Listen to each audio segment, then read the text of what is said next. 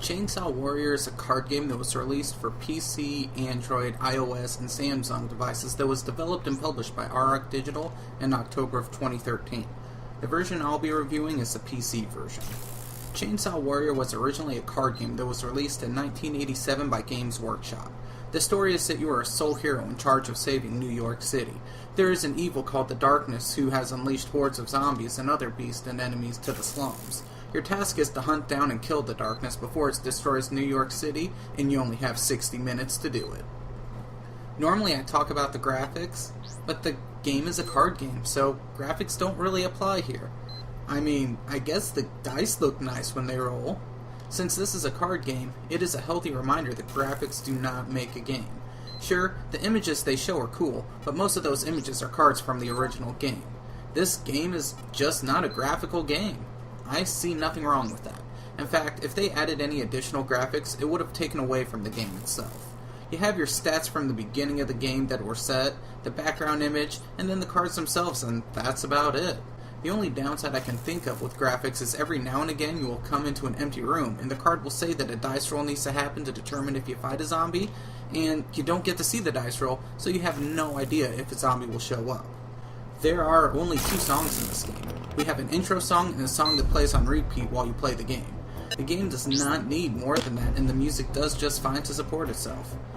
The song while playing the game is a good background song. It has an almost epic sound to it and works well for the theme for going through the slums to save New York.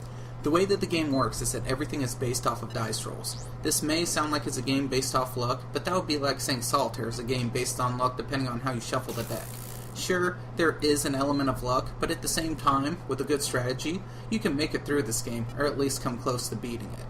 What happens is that at the beginning of the game, you roll for the equipment and stats you get.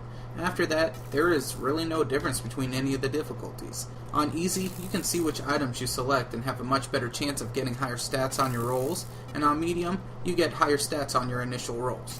On hard, it actually plays exactly like the real game plays. The way that the game plays is that there are 2 decks. The Darkness is shuffled in somewhere on the second deck. You need to fight your way through the first deck in order to get to the second deck.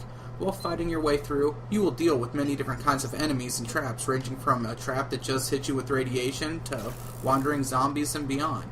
Each move costs you time, so you have to juggle your time and your health in order to fight through the first deck to get to the second deck and face the Darkness. What makes this game challenging is that it is almost like Solitaire. I know it sounds like I'm repeating, but this game is all about taking the hand you are dealt and figuring out a strategy to get to the end based off of that. It is possible that you can make it through the game fairly easily, or that you hit a Chaos Agent that sends you back to the beginning of the first deck while you only have half your time left. It's not all based off of luck, but there are some times where it feels like that. As long as you can form a strategy, you might make it to the end. That is the thing about this game. Even if you are well equipped from knowing what you have on easy, there is no promise you will make it through to the end if you don't have a decent strategy. Chainsaw Warrior may be a simple game, but it leaves room for enough strategy to keep you coming back for more.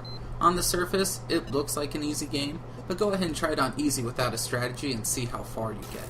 This game is also not very long, and if you have been dealt a very lucky hand and get good dice rolls, you could potentially beat the entire game in 20 minutes or less. What I can say is that this game is fun. The graphics are almost non-existent except for a few occasions in the cards themselves, and you only get 2 songs in the entire game. But this game is a great example of showing that graphics and sound mean nothing when the game itself is fun. At only $5 on Steam, you really can't go wrong with this game. It'll keep you entertained for long enough to really get your money's worth from this title. Even if you are not much of a card game type person, you could still have fun with this game, which is a nice touch since it does not exclude anybody because it's simple enough to bring anybody in to give it a try. You just have to keep in mind that simple does not mean easy. This game leaves room for more advanced players to really spread their wings in it. This is truly a faithful recreation of the card game. I recommend you get this game and give it a shot since it is very fun.